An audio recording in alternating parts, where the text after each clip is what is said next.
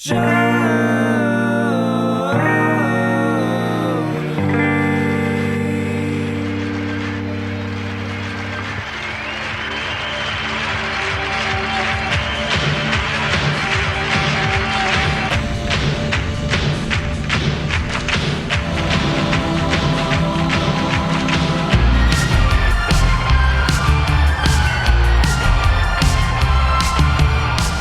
hello, everybody. Welcome to another installment of Show to V with Mike G, the show of life, the show of Australia, the show of traveling, the show of design, and so much more.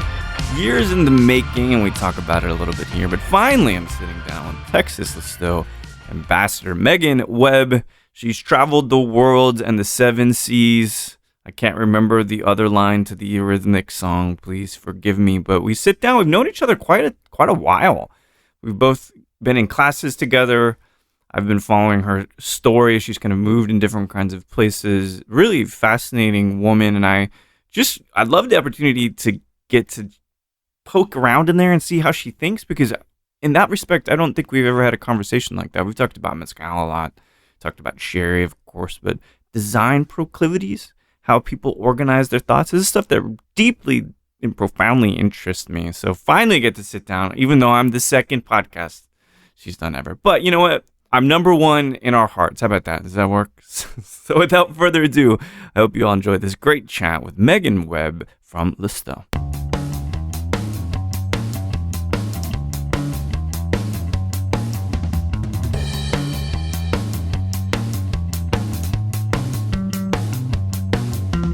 I had to, let the cat out of the bag. You weren't my first. I'm sorry. And I don't get off on that, I promise. It's fine. How was that experience for you? Yeah, it was great. You were the first person that I've ever said yes to do a podcast with. I've been asked before. I think, what we were talking about earlier, when you have insecurities about your voice, right, well, what do I have to talk about? Who wants to listen to me?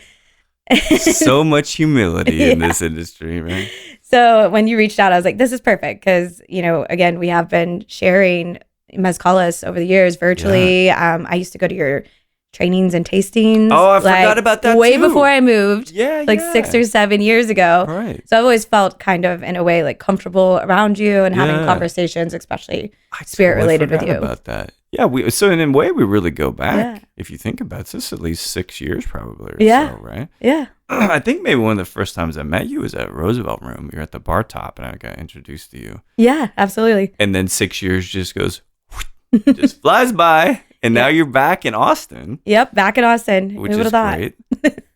The one thing I always ask, for brand people, because they're good at the brand. They're good in translating what the brand means to them. And when you talk about sherry, there's no finer, in my opinion, than Lustau, right? But we'll talk about that. When it comes to you, though, right? Mm-hmm. You're this person.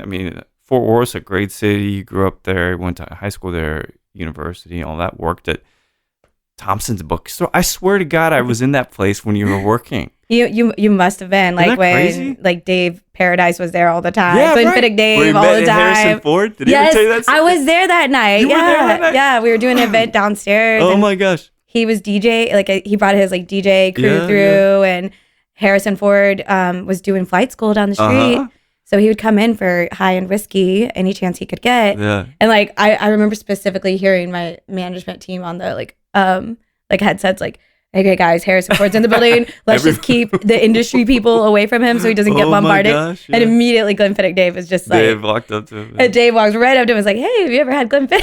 I was like, this is great. Really an epic story. I didn't know that you were there then, because I would have absolutely ran into you when I was, my ex-wife was from Fort Worth, so we had to go up there pretty regularly. But the question, the thing is that it's easy to operate within the mask or the hat of a brand, because it's the brand story, not necessarily our own. And so when you do a podcast, and this was something when we were talking about Luis, which I just released that podcast, he told me straight up, he's like, nobody talked, not in a berating way, but he says, nobody talks to me like this. Nobody asks me these kinds of questions.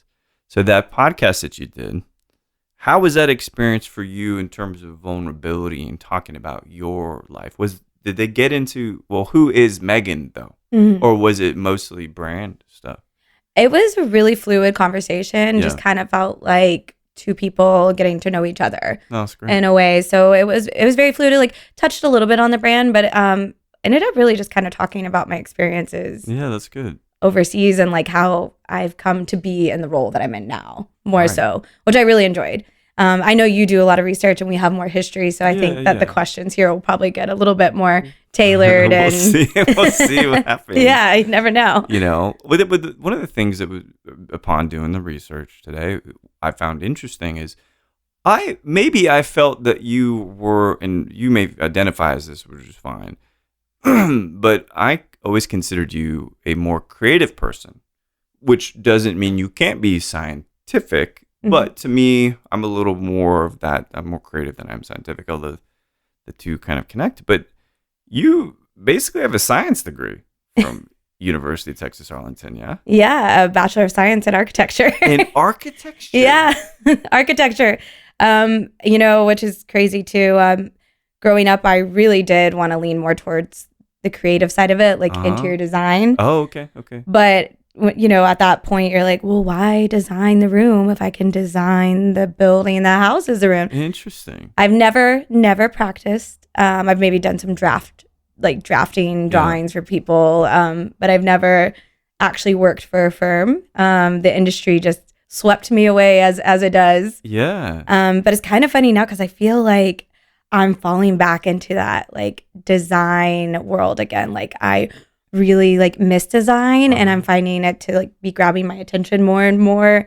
I think it's probably, you know, the role that I'm in now with marketing and, you know, all of that, or just, having that hunger for a creative outlet again. Oh, I love that though. Yeah. So I'm influenced personally a lot by visuals, but I'm a fucking terrible artist when it comes to drawing and bringing these visions.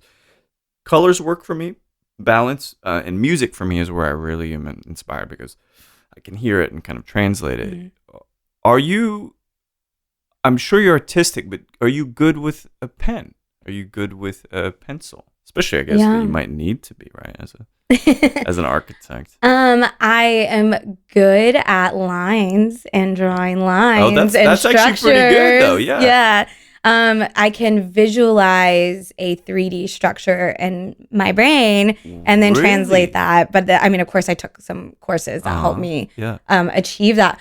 But I do more like structural drawings than like free form. Like I can't draw like a face or hands, like something. I think, you know, if I practiced, I would be able to do it. Sure. But like the hard jutting lines and creating spaces, that makes sense to me in my brain. Really? I find that just really fascinating because, again, that I couldn't do that shit ever.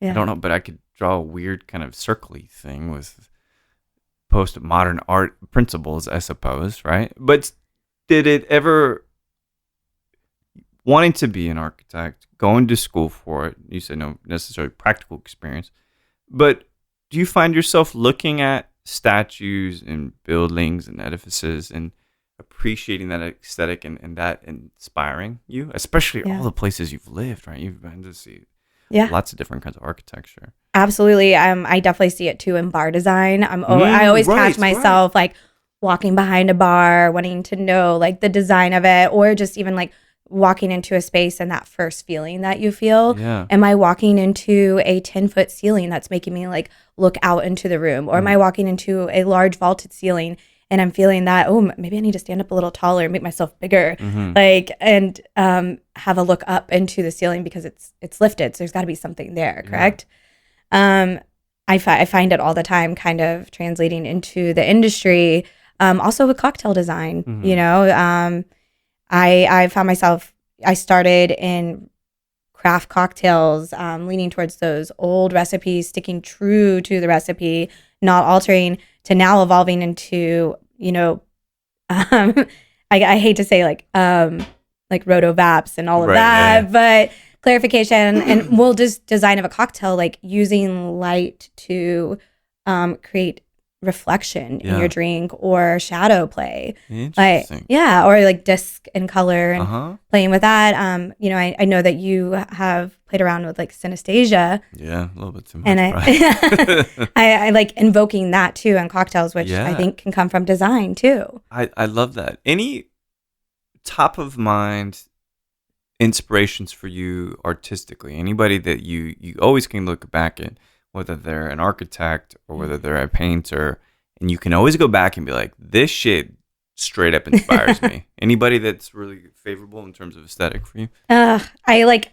my brain immediately wants to say Frank Lloyd Wright, but that is like the worst thing you can say as an architect, like major. I feel but as a non-architect, I've been in some of his buildings and they're beautiful. They are like the nature and the jetting like levers and like just feeling like it's part of, like it was meant to be there. Yeah, right. I really do love that aesthetic, but I can't say that he's my favorite because I'll just feel like a cliche. He is my dad's favorite architect, though. Okay, well, that's now good. We can put it on your dad. Yeah, we'll just put it on him. But like Bauhaus design is incredible. Yeah. Any kind of like, I think like Swedish design, those clean lines. But I'm starting to find out in my 30s now that I'm a maximalist. Is that right? Yeah. So any kind of maximalist design, like patterns clashing with patterns and color, explosions. I think that's just incredible. Interesting. Maybe not for a bar, but for personal spaces, absolutely. Is the medium? A lot of people. For me, music is something that always brings calm to me, and it becomes inspirational. But a lot of people, noise is actually quite a nuisance to them. Is visual design? You talk about color. Let's call color clashing. Is that your preferred way to kind of bring in aesthetic, or is music better for you, or is taste better for you? I think it's a lovely mix of everything.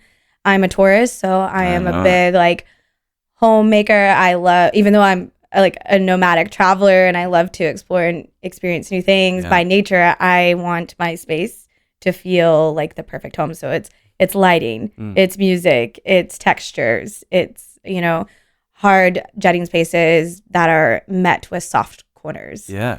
It's colors that you maybe originally wouldn't think that would come together, but somehow complement each other. I guess maybe like a teal with like a burnt orange or. Oh, interesting. Okay. Yeah. And, just finding those beautiful harmonies that you normally wouldn't find. Right. Yeah.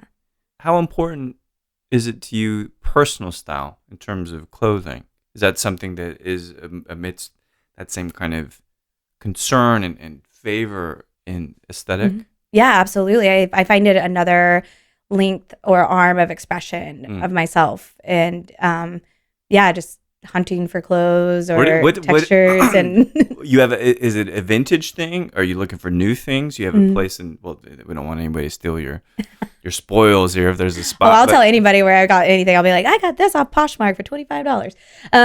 But I think it's a mix of everything. I think it's just knowing what you like and seeing something and being like that, I guess, invokes joy or happiness.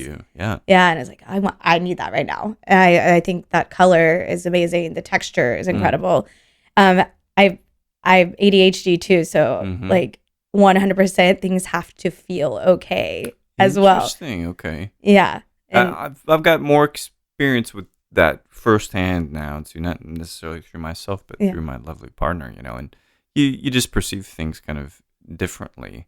But yeah, feeling okay is good. So, but knowing you like aesthetic, knowing that you notice ceilings and kind of the shifts in textures and design, in the back of your head, are you thinking at some point you want your own space? I won't say necessarily that it's a bar, but maybe a coffee shop, maybe a gallery. Yeah.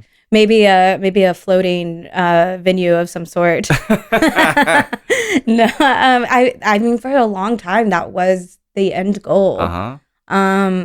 It's been shifting though. Really?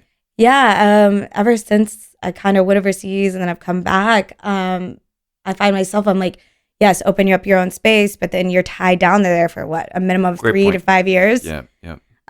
So recently I've been kind of toying with the idea of like not just a space, but a business, like a business model or like a kind of collaborative space, a space that like offers multiple things, like design, bar design, menu development, and being kind of I hate to say co-op space. But I like that concept. Yeah. I use the word incubator a lot. Yeah. Not because I like kids. That's not why. But it's just, I love the creative incubators, right? Yeah. Where people can come together and be like, well, we're different, but we are meshing well on this idea. We have the same goal, and that is to build a space or to add to the industry, whether that be through AI and virtual design. Sure. There's people out there, using architects using VR to figure out what is a perfect alignment for wells, and working with orthopedics to figure out how do we minimize the stress on industry bodies. Absolutely. Who are on their feet all the time. Yeah. And having to reach, this far over. What if we move this to here? And through our design, we create something that's more functional and easier on the people that are doing these jobs. I think it's a great point. A lot of people, I'm from tech, and damn near feels like I was born into tech. It's been so many years since I've been working in tech. So technology doesn't scare me, right? I still exist in analog realms as well. But for you, you kind of mentioned VR, you mentioned AI and these things, and it's not about AI, but just generally speaking, how do you feel about technology? Do you find it to be a pretty positive tool for you? Yeah, I think anything is a tool out there if used in the right way. Yeah. And used in the right hands. Right. Good luck, I guess. We don't need to dive into a bottle of Malort that could be really bad in the wrong hands. A bottle of Sherry could be bad in the wrong hands. Sherry laybacks, they're never a bad idea. What are you talking about? That does not sound like a bad idea at all. Yeah. Sherry Red Bull, also delicious. What? And it has a similar color. Yeah. Oh, that's interesting. Amontillado Red Bull. Is there a fancified name for it, or is it a We're going to have to come up with one. Oh, can we please? If I could even go to a place that has both Red Bull and Amontillado, I would go there all the time. I'll tell you where that's at. Is there a place in Austin? Yeah, Volstead. Wow, all right. Volstead makes sense. That makes sense. Right? Yeah. Go listen to a jazz band, have some Sherry Red Bull. I'm so sorry, Lustau. But that's the amazing thing about products, though, too, is that they have their own life. You can't stand in the way of what people do to embrace them.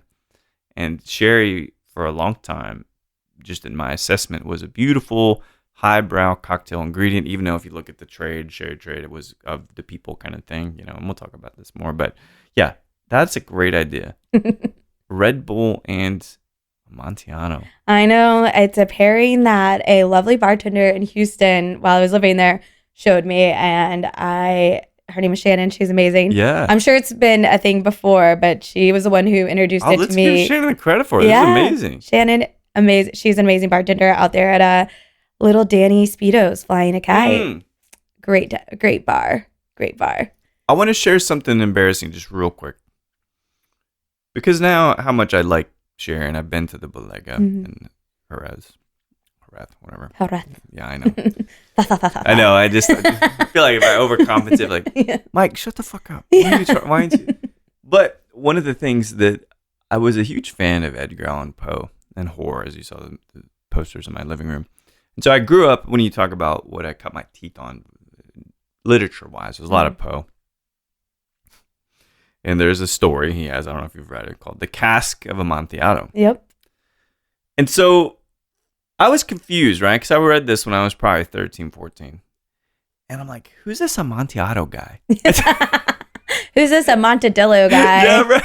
What funny story, Darren. I'm going to call him out right now. Yeah, Darren Comerford. Do it, please. Used to call Amontillado Amontillado.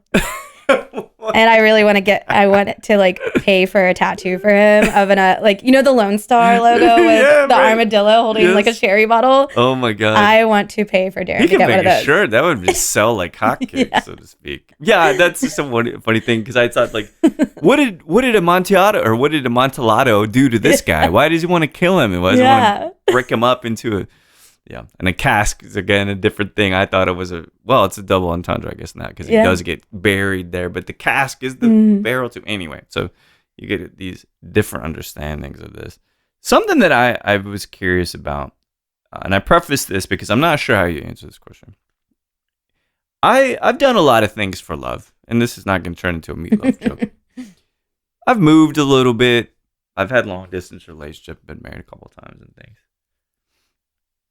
The moving that you've done, whether it was Australia or it was New Zealand, because you can't get much further away from the United States than those two places. Oh, it's just a rock's throw away. Is that right? Okay, yeah, good. just a stone's throw. Not a 20-plus hour flight at all. Not at all. What you mentioned traveling and liking, and you actually, I think, used the word nomadic, which is singular, not solitary a lot. Mm.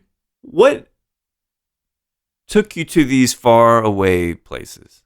Was it people? Was it opportunities? Where did you find yourself when you said, I'm compelled to go to Melbourne? I mean, I already wanted to move overseas. Like I hit that age of 28. Yeah. And I was in that like danger zone of my career. What does that mean? Yeah, the danger zone. It's where you've worked at a couple good places, worked under, a couple really good mentors. Yeah. You've gotten your stride, your kind of identity, what you think is the beginning of your identity. Uh-huh. But actually, you don't really know that much. But you think you do because you got all this confidence now. And I call that the danger zone in bartending. Oh, I like that. And or just like I think in any career. You're right. It happens everywhere. It happens everywhere. And that's kind of where I was hitting the ad. And I had a really good friend at the time. His name is Tanner. He owns a bar and restaurant in Dallas called Rye, with a bar connected to it called Apothecary. Oh yeah. They just won a couple awards. But he had lived overseas in New Zealand and had told me about his time there. He actually introduced me to one of his best friends, who I ended up kind of falling in love with. Interesting. Okay. But where did you meet the best friend? Here in the States? Yeah, as he was visiting from New Zealand on the way to live and do a ski season in Canada. I see. And I was already exploring, like, I need to get this visa by 30 because Americans, their visa's hard stop at 31. I didn't know that. For working holiday visa. Interesting. Okay. Yeah, so I was like, okay, I've got 3 years to like sort this out and figure this out and just get going. But at the time, I ended up falling in love with a New Zealander, which did help the process a little bit. So that's one of the crazy things I've done for love is move to Melbourne. Okay. I didn't know that. And then you worked at Black Pearl over there, right? It wasn't Black Pearl. I worked at Eau de Vie. Then also Michael Madrison's spot, the Everly. I know that spot. I met him. He's incredible. He wrote, the spot at the bar. His wife Zara is absolutely incredible too. They went to open up another like slew of venues. I got Heartbreaker, which is incredible. Yeah. Heartbreaker is so different than the Everly. The Everly's, classic focus, no menu. Well, they have like a small menu, but the idea is to order off menu and let the staff pick for you. Sure. But then you have Heartbreaker, which is this like metal bar serving Miller High Life ponies, and they're like swinging the light, which are hard to get in Australia. Oh. Slinging the lights back and forth, and just awesome kind of like dungeon core, like bar core. It's I awesome. like the sound of this. Yeah. I'm curious. You love to travel. I think that's really evident. Mm-hmm. When you travel, what's the way in which you travel? Not like in a plane or train, but like you show up at the place. Hot air balloon. No, I'm kidding. That would take forever. Well, some tourist shit. I don't know. But what's the way in which you like to travel? The way that you like to experience the places? I really, really love A, to go off the beaten path. Yeah. B, to start in a city or have a good mix of like city with food and drink and culture, and then like nature. But I really like to start kind of in like the city hub, and then get your kind of like bearing of the country or wherever the place that you're at, and then start branching out. And I found a lot of my travels, I don't have like a clear itinerary. Oh, yeah. Maybe for the first couple days, and then I just start asking people in the area of like, where should I go? What should I try out? Like, I remember in Ireland when we rented a car and we were there for a month, and it's we just started going to different cities and we like, what should we check out next? Yeah. And someone had told us to go to Slieve Leage, which is as spectacular as the Cliffs of Moher. Oh, wow. Okay. But no tourists go there. There's no visitor center. There was just like some Irish lovely lads down at the bottom, like trying to play in the surf. Uh-huh. And it was just gorgeous. Like it just felt like you were on someone's private land, and that this wonder was just for you. I love that, because I think that's kind of, I'm quite similar. It's through art, drinks, food, and whatever could be natural, right? Yeah. That's the way they really appreciate to travel. There's this term, I didn't know about it. I know about it now, but it's fairly common. It's called wanderlust, right? Of course you've heard. I think there's a film about that, right? I reckon there's probably many films about it, whether that's wanderlust and romance or wanderlust and pure geographical location, right? So for you, to me, now travel's never done. I get that. Like there's always going to be a place to go next, an undiscovered territory, so to speak. I guess in a way we're all kind of explorers, right? But is there a point you think where, assuming it's Texas, you're like, I just want to stick around for a bit. I just want to hang out because obviously you're living in Austin now, but you can go to Fort Worth pretty easy if you want. Oh, absolutely. Where are you at with that? Is that something you're like, I maybe want to settle down? Dare I say that? That's kind of a dirty phrase, but it's really funny because my current partner now, we kind of have this chat a lot between us. He's got a boat, so he's not going to stick anywhere. He's living on a sailboat right now. Not helping my case at all. But we do discuss this a lot because we are both very much like, we do love to be in our comfortable spaces and have our slew of friends in those like settled down like spaces. Yeah, right. So we're trying to figure out like what that means to us. But for me personally, I've been struggling with this since I started traveling because it's just like curious, yeah. I hadn't really traveled that much before I moved overseas. Like I had gone on like short trips here and there before I moved away, but it would be like a week or 2 or 3 weeks. Yeah. And it was just like small trips here. Like I think I'd been out of the country to go to Paris, Mexico, and Ireland at that point. So now once you start, it's just like there's so much to see and you realize that you haven't barely touched the surface of what it is. But what I'm finding now is that I think having your space, your hub, that's a great thing. And then just finding ways with work to prioritize taking those trips and getting out there, or finding a job that aligns with travel, like brand ambassadorship, or owning your own company. But yeah, I do eventually want to settle down. I don't know if I'm exactly quite there yet. Well, that's a weird, because it feels when someone says settle, which I just said almost cheekily, right? But someone says, well, you're ready to settle down. Somehow then you have cinder block for shoes somehow, right? Like, well, you're going to have to go have offspring now. And you're gonna have to I don't really mean it that way. I think what you're talking about, which makes a lot of sense to me, is kind of a mental place of where this is what home is. Yeah. And we can go anywhere from there, but there's this central place. I find that feeling right in Austin right now. Good, that's cool. But I've only been here for 3 months. So, it's pretty recent. In the last 2 years since I've been back, I was in Dallas for 8 months and then Houston for a year. Yeah. And then now I'm here. So, Well, you're a Texan, whether you like it or not. Yeah, I'm tried and true Texan. That is very, very true. And that's okay, I am warming up to it after 20-something years. I never planned on it when we moved here. I was like, I don't want to live in Texas. Honestly, still really don't want to live in Texas. We got a kind of fucked up thing here. Austin's good, of course. But one of the things that's interesting is, so you go to school, science-minded, and I imagine, because there's this new serial killer horror movie coming out, it's got a hook. I'm just in hospitality industry, got its hooks in you, and changed your mind, so to speak. What was the gig or the place that you worked? You're like, shit, all right, this is something I got to take seriously. What is kind of surprising is that it was the very original flying saucer.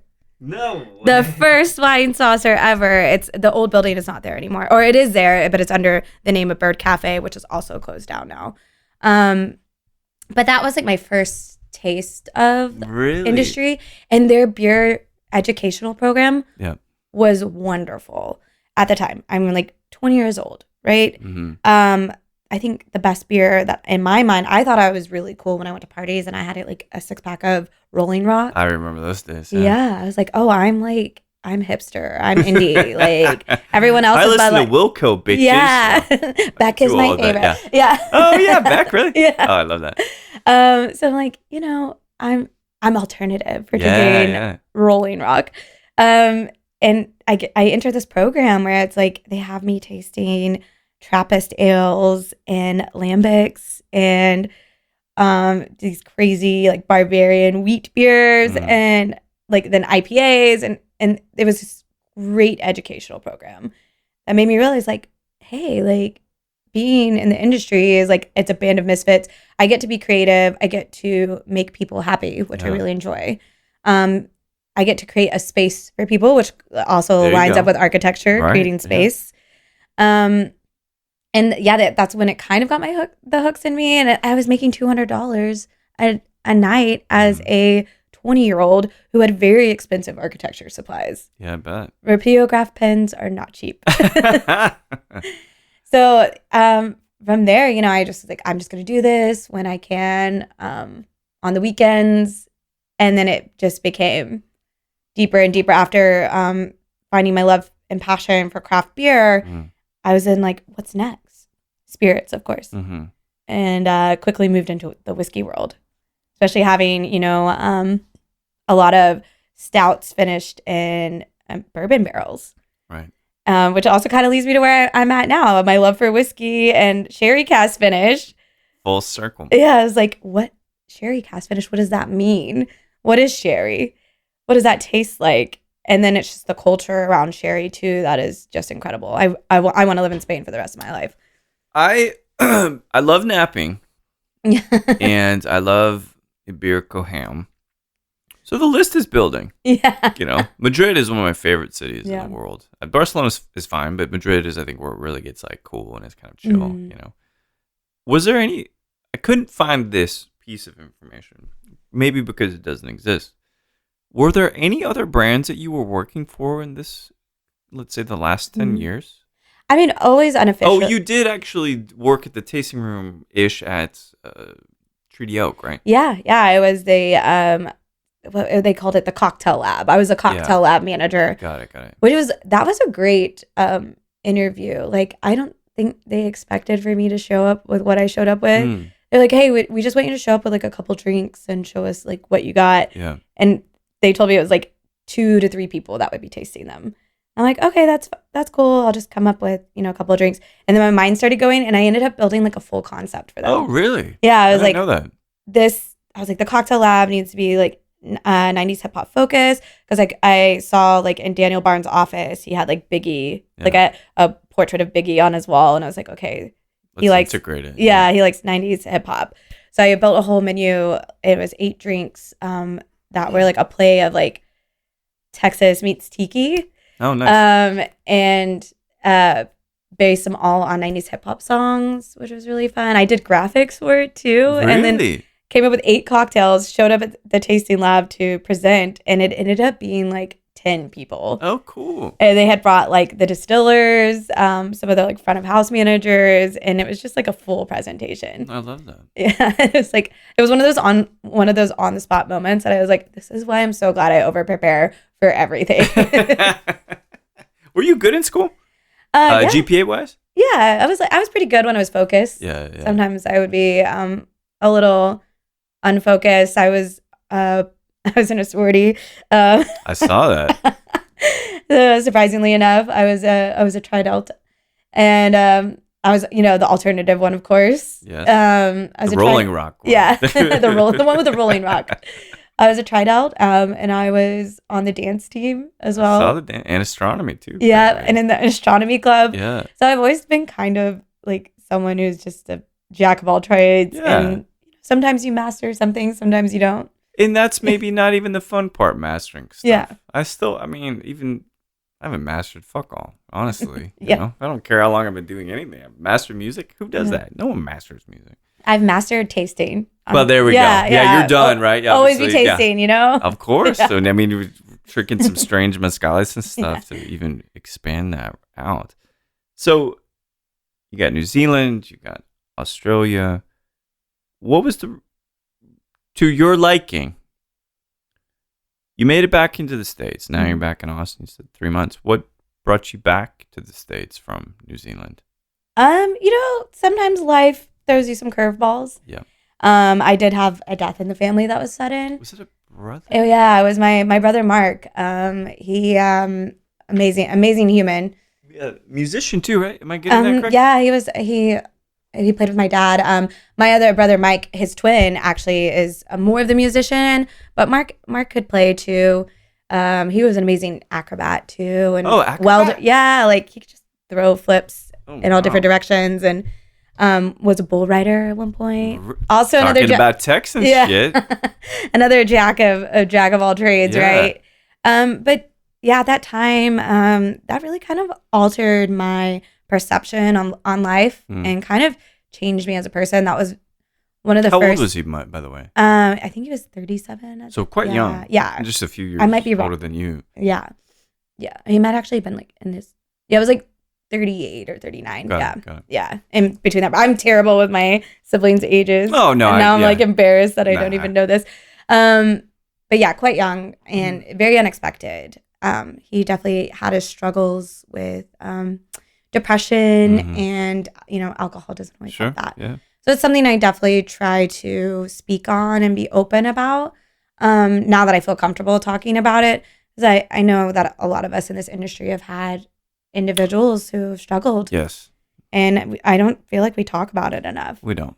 And I'm happy to just be that person that is like. Well, I want to commend you because I've noticed it. And this was something because I tried to understand what the connection was with the emotional response you had. Because you received a piece of mail this week, I think. And I was trying to understand why it was so moving for you. And it turns out, it looked like, and just tell me if I'm wrong, it looked like there was somehow a piece of mail about a show your brother was playing. Was that what it was? Like kind of like an advertisement for something he was playing that arrived to your house, even though he never lived at your house. Yeah. Is that, am I getting that kind of roughly right? It was like an advertisement, but it was to like a car dealership. Well, okay, that's fine. Yeah. Hey, it was a show of some sort. Come get your trucks. Yeah. But it was just really random to me. Like you could chalk it up to the algorithm if you want, but I've never once had my name on anything like lease wise. We grew up in separate households because we're half siblings. So it's just wild to me that out of nowhere, it seems like 2.5 years later down the line, I receive a piece of mail with his name on it. And pretty interesting. I thought it was beautiful. Yeah, for sure. I had an emotional response to it and I decided to publicly share that just because it was more of like a, hey, like this is a time to recognize the ones that have passed, use this opportunity.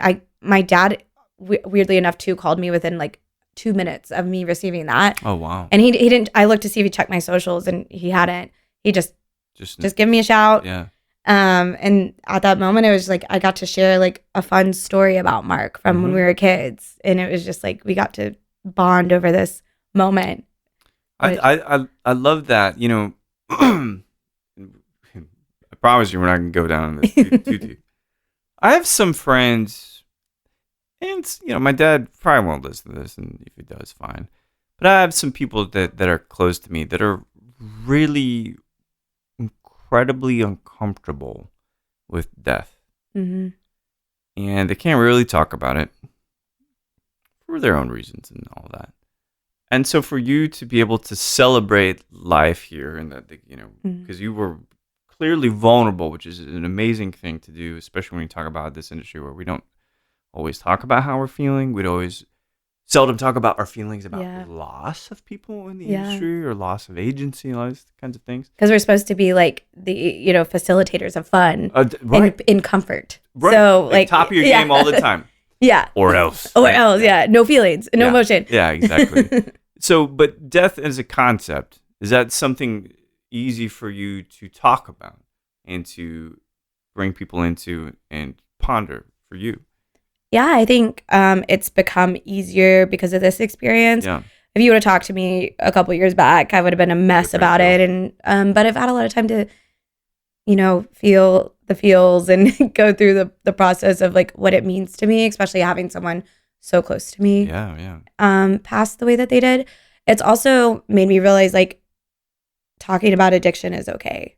Totally okay. And there's a lot of it around, and it's, finding those spaces to make people feel comfortable.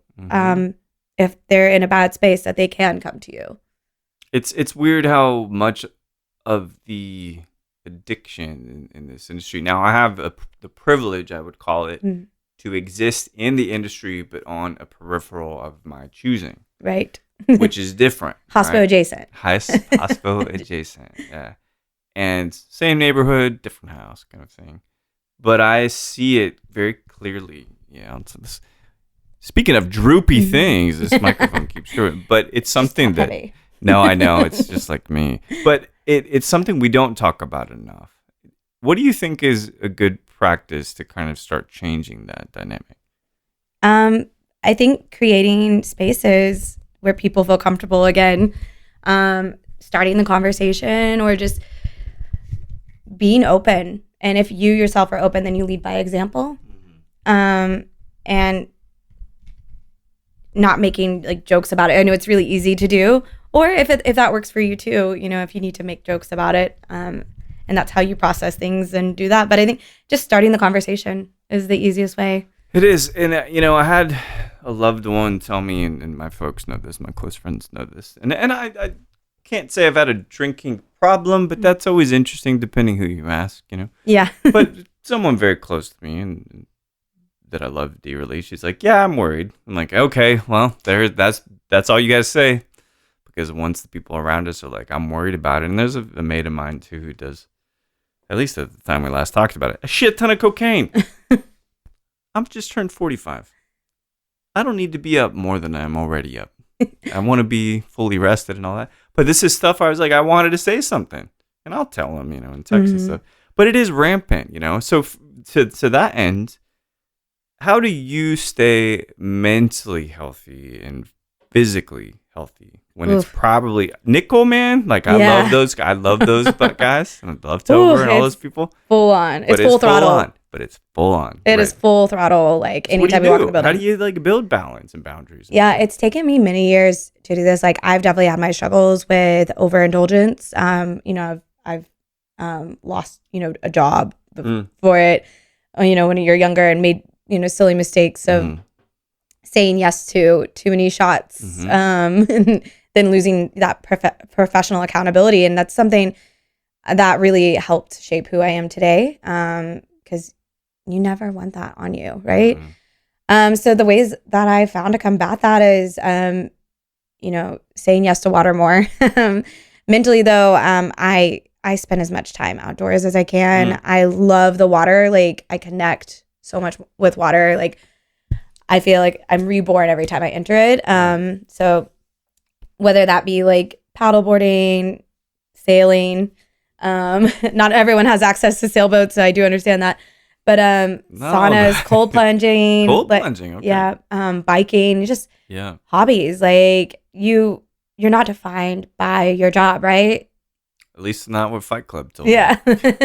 So getting out there and doing things that don't involve being in the bar all the time. Yeah, it's very healthy. So nice. And like meeting people up for a coffee versus a beer. Like coffee is a great alternative. Yeah. And it does some other great things for your mentality, right? Yeah, exactly. I'm like that. I'm glad that you're kind of in that place too, because I'm a touch older than you. And again, because I have the ability to be, what do you call it? Hospital adjacent? Although there's a better way to phrase industry that. adjacent. There we go. I'm using like the Kiwi Australian word of hospo. They call it hospitality or hospo. A hospo. Yeah, it's like I like that. You're in hospo. That's a little bit easier. Yeah, actually.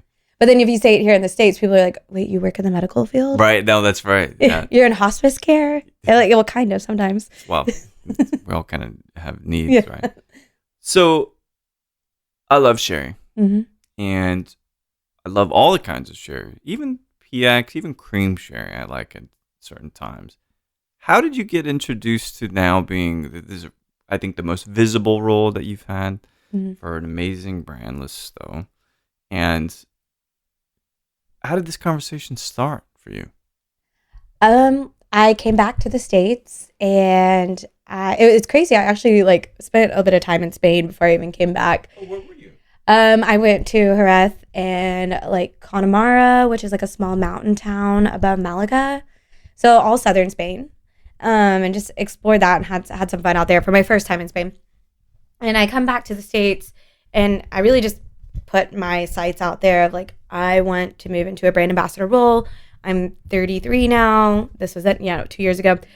I was like, just manifesting that. And at the time, my really good friend, still really good friend, Brett Essler, had mentioned he was moving, deeper into a project, which was Murray's. Yeah. And he was finding that he wasn't going to have the time for the role anymore. And if I would like my name to be thrown at it. No, I like that. And of course, I had to go through the interview process and all of that. But it made me think, I was like, I never really thought Sherry, even though I had already taken the CSWS, which is a certified sherry wine specialist course, put on through the bodega, which is incredible. I still like, my mind just didn't click with it yet. I was like, no, I'm supposed to be like doing whiskey or mezcalis or like gin. I don't even know.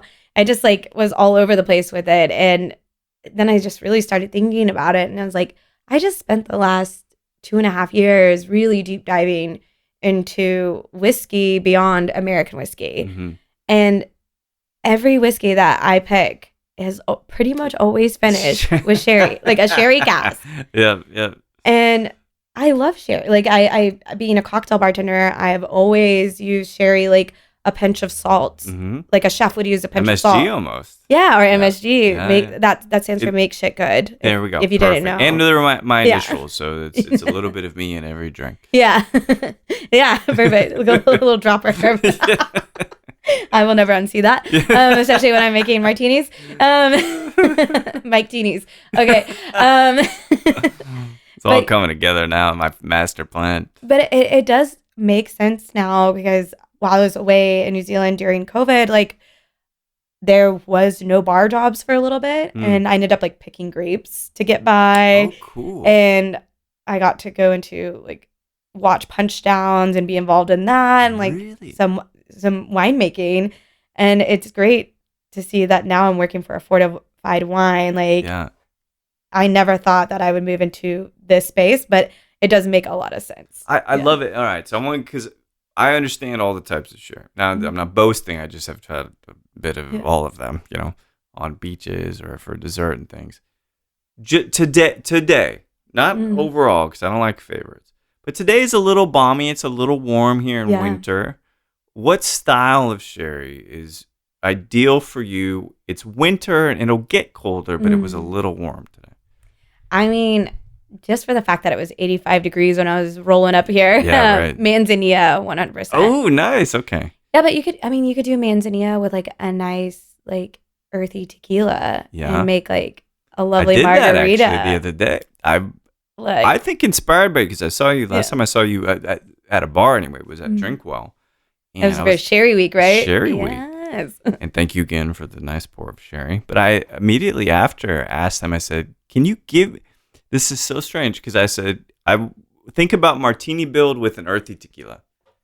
And then I can't recall what they made, but it was the same kind of concept, because sherry is so versatile. Yeah. Or manzanilla can translate to be, apple flavors.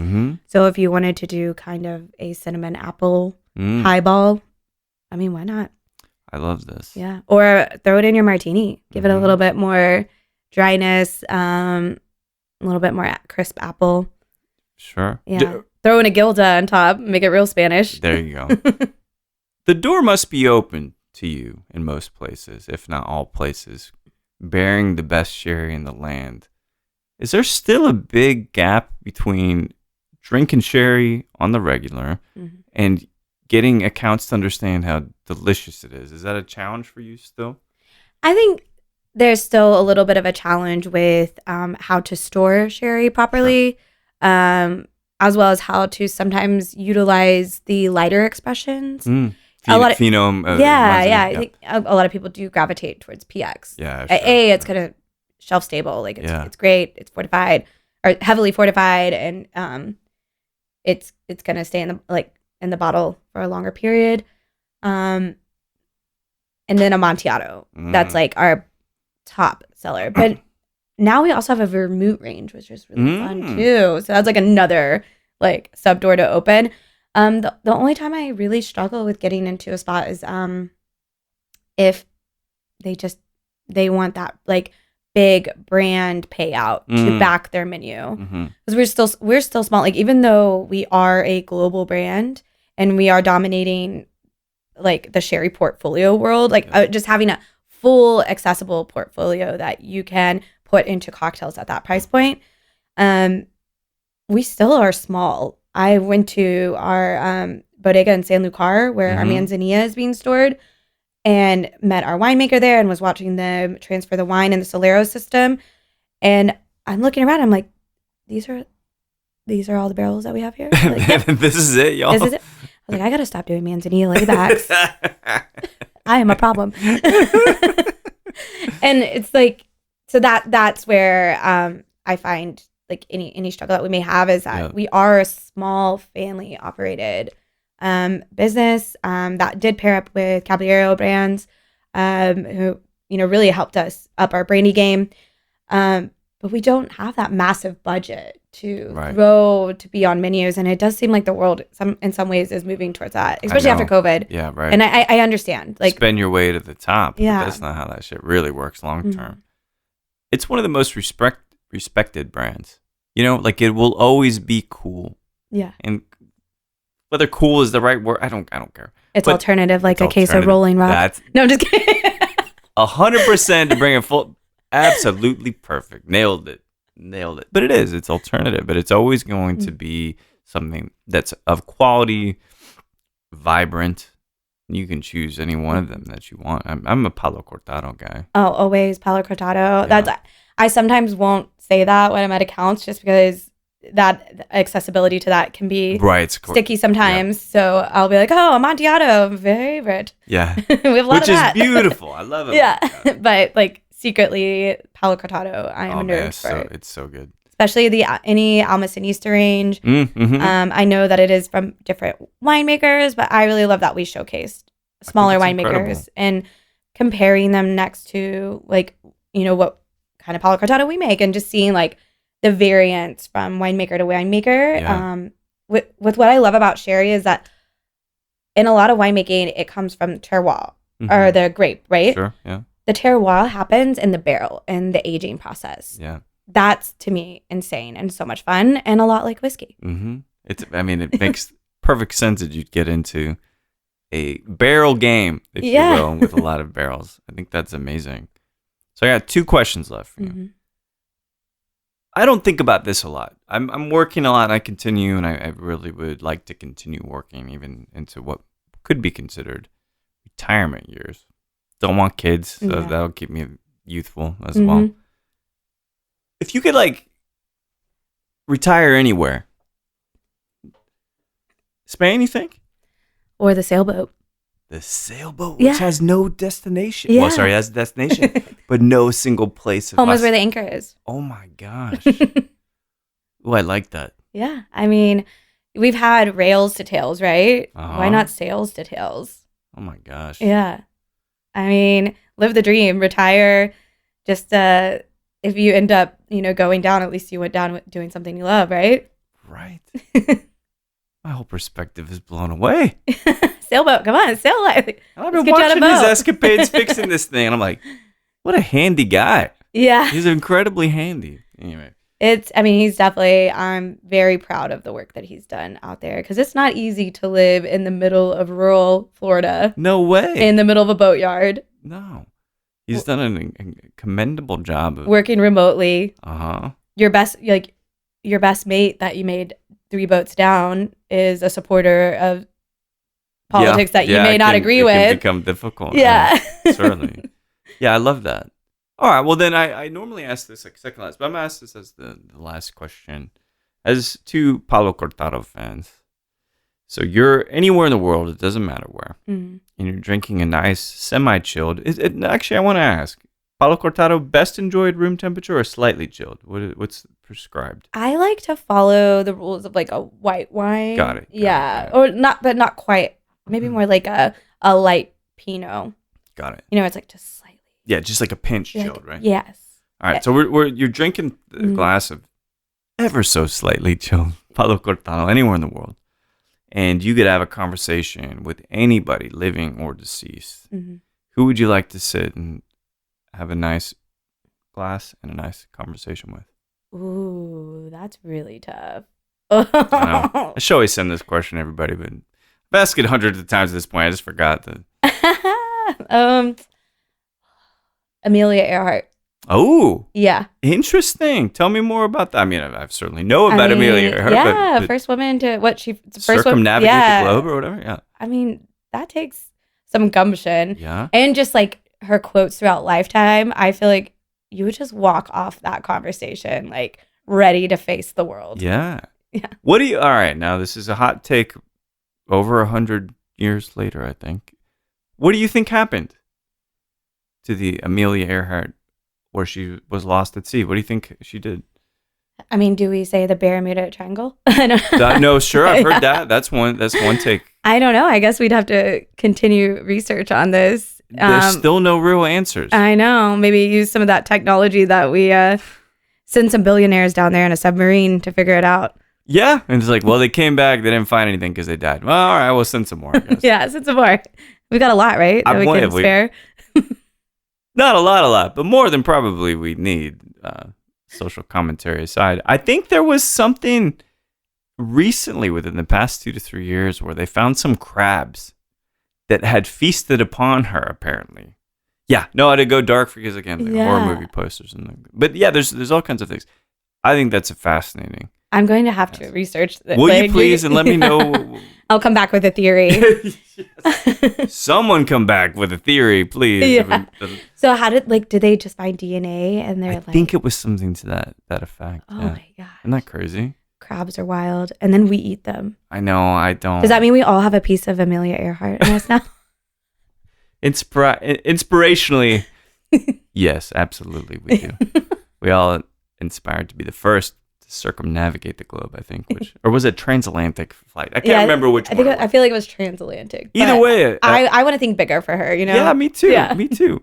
Incredibly smart woman from what I've read. Meghan, we finally did it. And we finally talked about life. We talked about sharing and all of these things. I really appreciate you taking the time out. And we're going to keep in touch. We just haphazardly happened to keep in touch for the past 6 years. Yeah. So let's make it another 6, yeah. And you have to tell me about that bottle that I gifted you. Oh, I know. Not the champagne. The sherry. I know. Yeah. See me staring off into the corner. Was it Palo Cortado that I think so. I think it was. I knew it. I knew you're a Palo guy. Yeah. See, I'm thinking about it in my head that evening that I drank it. Oh, was it a good evening? We'll talk about it. Anyway, off air conversation. Yes, it was a great evening. Thank you so much for making the time. Thank you for having me. And we will talk soon and drink more mezcal. Yeah. Cheers to that. Salud. Salud. Cheers. Well, there we have it. What do y'all think? Meghan Webb, finally, Lustau, Texas brand ambassador. You might know her from Nickel City as well in Houston. And also now that she's moved to Austin, she's over there as well.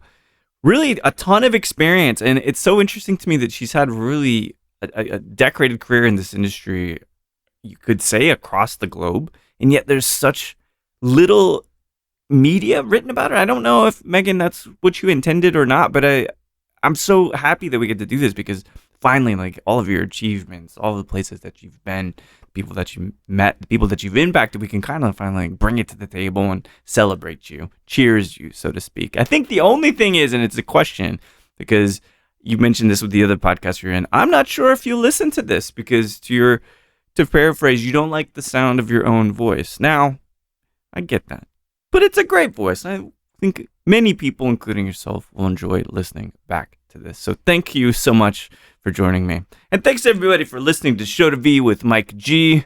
No matter if you're still years later wondering who gave you this cat smoking a cigarette picture, or if you're thinking, I wonder what the rest of my evening will entail, please keep dancing.